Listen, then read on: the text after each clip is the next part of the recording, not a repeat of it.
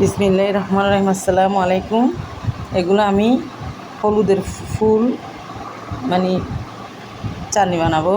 এই যে লবণ, পেঁয়াজ, মরিচ, তারপরে হলুদের ফুল, এই সাথে সরষের তেল দিয়ে দিচ্ছি পেঁয়াজের উপরে।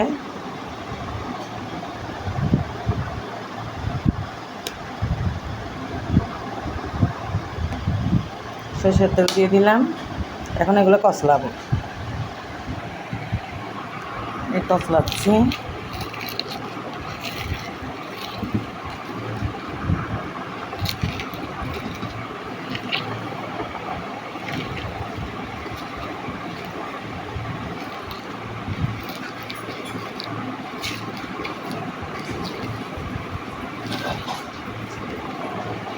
কষলানো হয়ে গেছে, এখন এগুলো কষলাবো। এগুলো কিন্তু কষলাইতে কষলাইতে একদম একটুখানি হয়ে যায়, অনেক স্বাদ।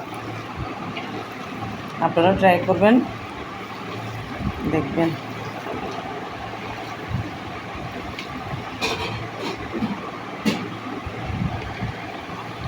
দেখেন একদম কমে সামান্য হয়ে যায়।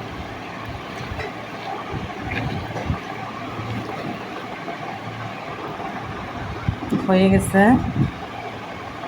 পরিমাণ মতো, একদম কমে গেছে।